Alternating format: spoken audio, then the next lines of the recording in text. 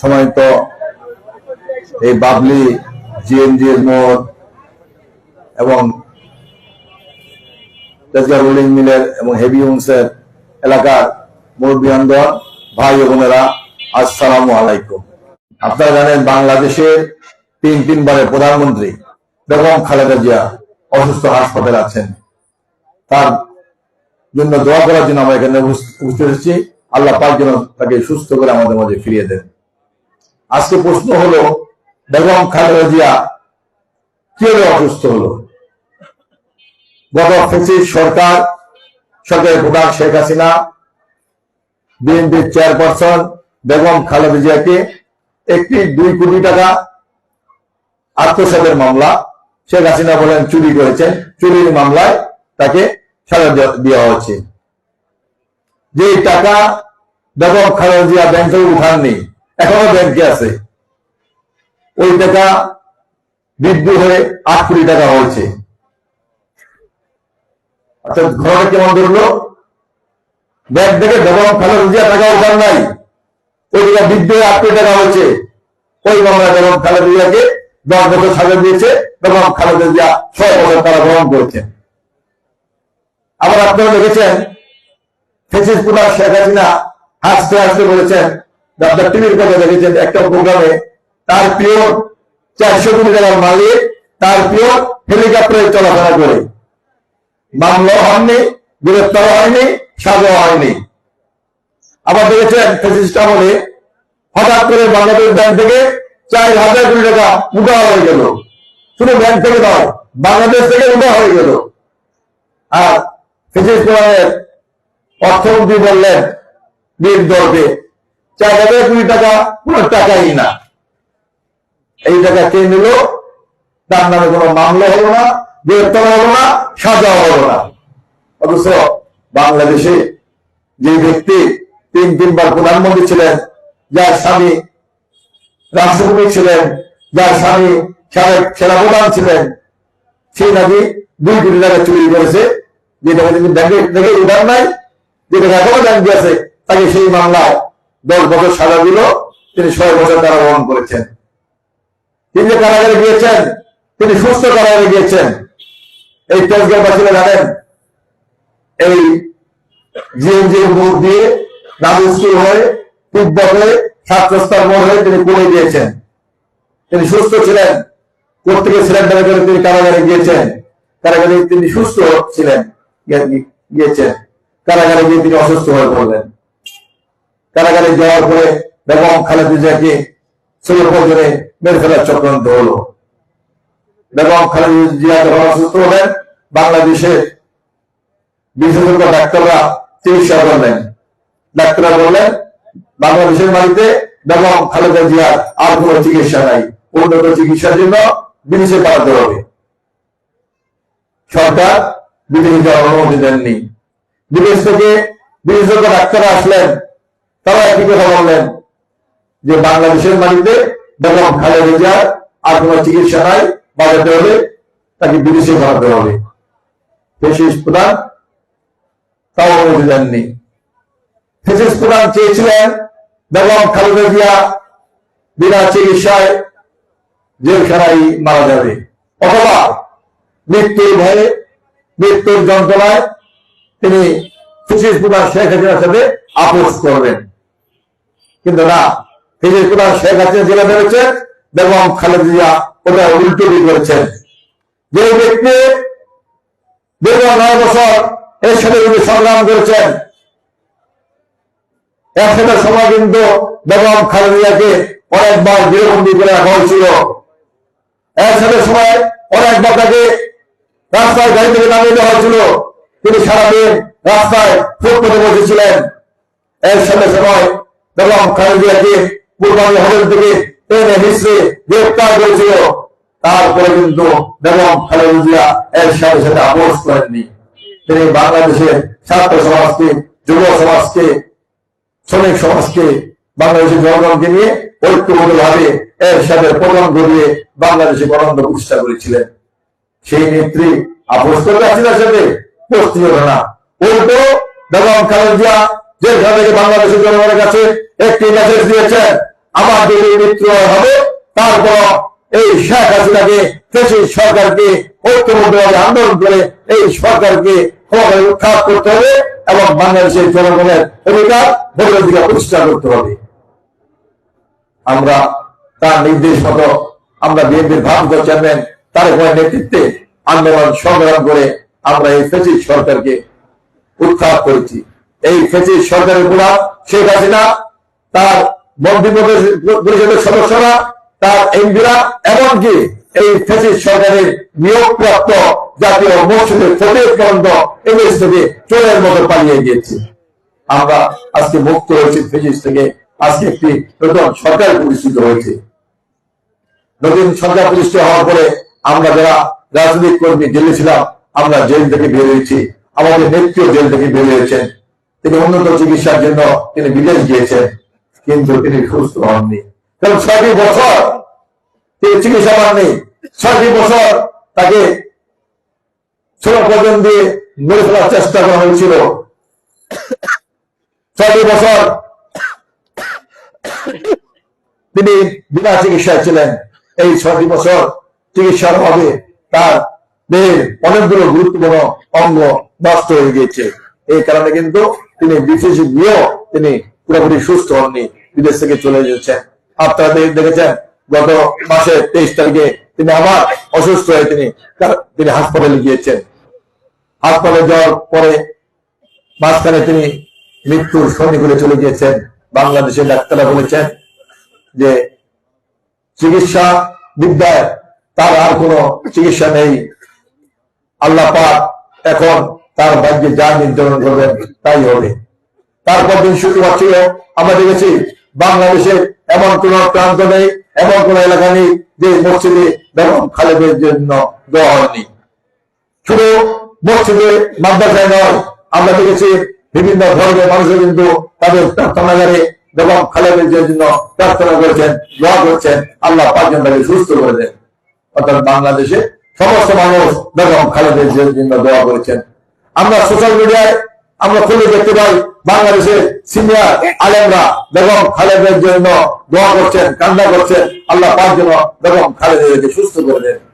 এর কারণ বেগম খালেদা জিয়া ছিলেন এই বাংলাদেশের ইসলামী উম্মার একজন নেতা ছিলেন। বাংলাদেশের বেগম খালেদা যখন 3 বার প্রধানমন্ত্রী ছিলেন, তিনি বাংলাদেশে কোন ঝড়, বৃষ্টি, বন্যা, জলোচ্ছ্বাস তাকে আটকে রাখতে পারেনি। তিনি বাংলাদেশের এক প্রান্ত থেকে অন্য প্রান্তে ঘুরে ঘুরে মানুষের সেবা করেছেন। তিনি আলেমদের সম্মান করতেন, তিনি আলেমদের শ্রদ্ধা করতেন, তিনি ইসলামী শিক্ষা বিস্তারের জন্য কাজ করেছেন।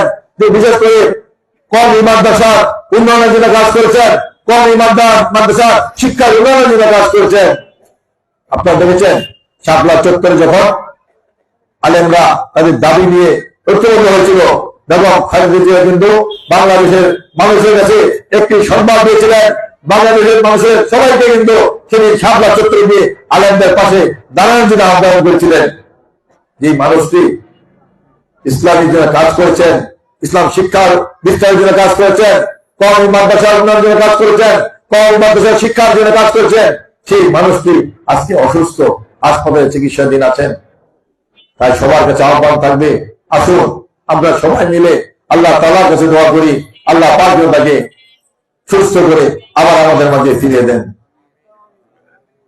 সম্মানিত এলাকাবাসী, আপনার এই যে তারিখ আমরা বেগম খালেদার যে মেসেজ দিয়েছিলেন জেলখানার থেকে, সেই মেসেজ অনুসরণ করে আমরা তারেকের নেতৃত্বে দীর্ঘ 16 বছর আন্দোলন সংগ্রাম করেছি। 16 বছর আন্দোলন সংগ্রাম করে আমরা এই শেখ হাসিনার পতন নিশ্চিত করেছি। এই আন্দোলন সংগ্রাম করতে গিয়ে অনেক ভাই গুম হয়েছেন।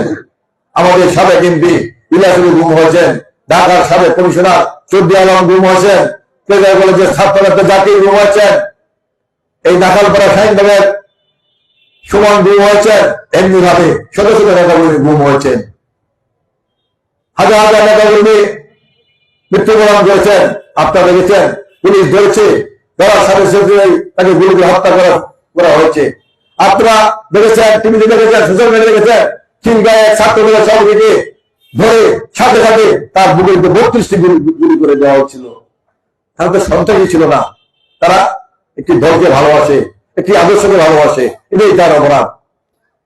এমনি ভাবে সকল গুম, খুন, হত্যা, মিথ্যা মামলা উপেক্ষা করে বাংলাদেশের মানুষ কিন্তু তারেক রহমানের নেতৃত্বে আন্দোলন সংগ্রাম করে এই ফ্যাসিস্ট সরকারকে উৎখাত করেছে। আমাকে গ্রেফতার করা হয়েছিল, দীর্ঘ 16 মাস কারাগারে ছিলাম। আমাকে গ্রেফতার করে আমাকে বিভিন্ন থানায় একটানা 29 দিন রিমান্ডে রাখা হয়েছিল। রিমান্ড শেষে আমি যখন জেলখানায় গেলাম, আমাকে একটি বিল্ডিং এর দোতলায় রাখা হলো। সকালবেলা যখন ঘুম থেকে উঠলাম, সবার রুমের দরজা খোলা, আমার রুমের দরজাটি বন্ধ। আমার রুমের দরজার সামনে একজন কারারক্ষী অর্থাৎ সিপাহী দাঁড়ানো। আমি জিজ্ঞাসা করলাম, ভাই আমার দরজাটা খুলে দেন। ভাই খোলার নিয়ম নাই, আপনার দরজা বন্ধ থাকবে। একটানা একটি ছোট রুমে 70 দিন আমাকে আটকিয়ে রাখলো। আমি তখন শুনলাম যে বিল্ডিংটি এখানে আমাকে রাখা হচ্ছে, এই বিল্ডিংটি হলো ফাঁসির আসামিদের বিল্ডিং। এখানে শুধু ফাঁসির আসামির থাকবে, সেখানে আমাকে রাখা হলো। আমি ফাঁসির আসামি ছিলাম না, আমি ছিলাম রাজনীতির একজন কর্মী, রাজনৈতিক মামলা। তারপরে কিন্তু আমাকে ফাঁসির আসামিদের সাথে রাখা হলো একটানা 16 মাস। 70 দিন পরে যখন আমার দরজা খোলা হলো, আমি দেখলাম ওই দোতলায় 2 ওয়াক্ত জামাতের নামাজ হয়, জোহর নামাজ, আসর নামাজ। আমি 70 দিন পরে আমি এই 2 ওয়াক্ত নামাজ আমি একসাথে করেছি, জামাতে করেছি। রাত্রিবেলা আমার রুমে আবার কারারক্ষী লোকজন আসলো, বললো আপনার জামাতে নামাজ পড়া নিষেধ, আপনার রুমে নামাজ পড়তে হবে। আমি মেনে নিলাম, কিছু করার নেই। এমনি ভাবে জেলখানা আমাকে 16 মাস রাখা হলো ফাঁসির আসামিদের সাথে। আজকে যারা সংস্কার বলেন, তারা কিন্তু তখন মুখে তালা মেরে গেছিলেন। আজকে তারা ফাঁসি করছে এবং তারা সংস্কার কথা বলেন, অর্থাৎ তারা নির্বাচন চান না। তার বিপক্ষে তারা সরাসরি বলতে পারেন না। সরাসরি যদি বলে তাহলে বাংলাদেশের মানুষ ওদেরকে ঝাঁটাপিটা করবে, এই জন্য তারা সরাসরি বলতে পারেন না। এই সংস্কার যখন বাংলাদেশের মানুষ গ্রহণ করে নেই, তখন আমার শুরু করলো পিয়ার পদ্ধতি। ভাই পিয়ার পদ্ধতিটা কি, এটা বুঝতে হবে।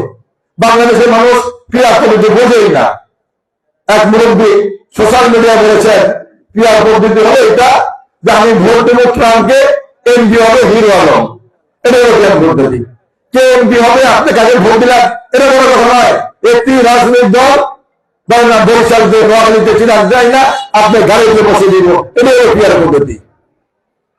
আমাদের দলের প্রতিষ্ঠাতা শহীদ রাষ্ট্রপতি জিয়া রহমান একটি কথা পরিষ্কার কথা বলছেন, বাংলাদেশের সীমানার মধ্যে যারা বসবাস করে সবাই বাংলাদেশি। তিনি বলেছেন একটি গোলাপ ফুলে অনেকগুলো পাপড়ি থাকে, সবগুলো পাপড়ি মিলে একটি গোলাপ ফুল। সেই গোলাপ ফুল আমাদের মানুষকে সুগন্ধি শোনায়, সুগন্ধি দেয়। তেমনি ভাবে বাংলাদেশের সীমানার মধ্যে যারা বসবাস করে, যে ধর্ম হোক না কেন, বিভিন্ন ধর্ম, বর্ণ, উপজাতি, সবার ধর্মকে নিয়ে, সব উপজাতিকে নিয়ে আমরা সবাই বাংলাদেশি। আমরা সবাই একটি গোলাপ ফুল। আমরা সবাই মিলে দেশকে এগিয়ে নিয়ে যাবো, দেশকে উন্নয়ন করবো। যার যার ধর্ম শেষে পালন করবে, সরকার তাদেরকে নিরাপত্তা দিবে, আমরা সেটা দেখবো, মানুষ সরকার করবে। এটা ছিল শহীদ রাষ্ট্রপতি জিয়া রহমানের আদর্শ। আমি শুরু করতে চাই, আমি এই এলাকার সন্তান, এই এলাকার যে শিল্পের আমি জন্মগ্রহণ করেছি, এই এলাকায় আমি বড় হয়েছি। এই বাবলি এলাকার আমার জীবনে অনেক স্মৃতি আছে। এখানে আমার 14 বছর বড় ভাই ছিলেন, যাদের বাসায় অফিসে আমি এক সময় প্রায় আসতাম, প্রায় গল্প বিতরণ করতাম। আমার 2 জন বন্ধু ছিল, এক বন্ধু আতঙ্কের গুলিতে সাদা বরণ করেছেন, তার বাসা আমি প্রায় আসতাম, আড্ডা মারতাম। আমার সেই 14 বন্ধু নিজাম আজকে মারা গেছেন, শ্রদ্ধার সাথে স্মরণ করছি, নিজামের রুহের মাগফিরাত কামনা করছি। আল্লাহ পাক নিজামকে বেহেশতে নসিব করুন। নির্বাচনে আমি আপনাদের পাশে থাকতে চাই, আপনাদের পাশে থেকে আপনাদের সেবা করতে চাই। আমাকে আগামী দিনে দানের শেষে একটি ভোট দিয়ে আমাকে জয়যুক্ত করবেন। আপনারা আমাকে আমাদের পাশে থাকতে হবে। আমি বলতে চাই, গত 16 বছর এই এলাকায় মানবীয় অঙ্গরাজ্য হয়েছিল। মানবের কোন অঙ্গরাজ্য, মাদের কোন চিহ্ন আমি আল্লাহ আমাকে কবুল করেন। আমি এই এলাকায় থাকতে দিব না, দিব না, দিব না। যে এলাকার নিজেই মানুষের বাড়িঘর দখল করে সে এলাকায় আমি এলাকায় কি করেছে আমি বলার কথা না। এক ছোট ভাই এলাকায় পুরসভা করা হয়েছেন, বলেছেন না মৃত্যুবরণ করতে আমি তার কথা বলতে চাই না। আমি কিন্তু তাকে কখন থেকে চিনি জানেন? যখন তিনি দুপুরের পরে আজিজ চাকার বেঁচে থাকেন, গাড়ি একটি গামছা, গলা একটি গামছা, আজিজ চাকার বেঁচে থাকছেন, আমি তো তখন থেকে তাকে চিনি। আমি তার সঙ্গে কিছু বলতে চাই না। এই কেস যায় কালামিয়া টাকা মারা গেছে, আমি ছোটবেলা কিন্তু কালামিয়া টাকাকে চিনি, আমি তার সঙ্গে কিছু বলতে চাই না। সবাইকে দেখেছি। আমরা সবাই মিলেমিশে থাকতে চাই। এই এলাকায় যেহেতু সবসময় নির্বাচন চালাবাস মানুষের মালিক দখল করেছে, অবৈধদেরও একই কাজ করেছে। আমি পরিষ্কার ঘোষণা করতে চাই, যদি আল্লাহ তাআলা আমাদের কবুল করেন, এই এলাকায় কোন চাঁদাবাজের বাড়ি দখলের কোন চিহ্ন আমি এলাকায় রাখতে দিব না। এলাকায় সবাই মিলেমিশে একটি সুন্দর পরিবেশ করব। একটি কথা বলছি, সবাইকে বলছি, এলাকায় সবাই মিলেমিশে একটি মডেল তৈরি করবো। এলাকায় একটি সামাজিক বন্ধন তৈরি করবো। আমাদের সেই সুযোগ তৈরিবেন, সেই সুযোগের জন্য আমাকে আগামী নির্বাচনে দানের সুযোগ ভোট দিয়ে আপনাদের পয়সাটা সুযোগ করে দিবেন, আমাকে জয়যুক্ত করবেন। আমি আমার বক্তব্য বিরোধী করবো না। আবারও আমি আমাদের প্রান্ত নেত্রী বেগম খালেদার জন্য দোয়া চেয়ে তার সুস্থতা কামনা করে আমি আমার বক্তব্য শেষ করছি। খুদা হাফেজ। বাংলাদেশ জিন্দাবাদ, বাংলাদেশ জাতীয় জিন্দাবাদ, শহীদ জিয়া অমর, তারপর জিন্দাবাদ। আমাদের প্রান্ত নেত্রী বেগম খালেদা জিয়া তিনি সুস্থ হয়ে আমাদের মাঝে ফিরে আসুক। আসসালামু আলাইকুম।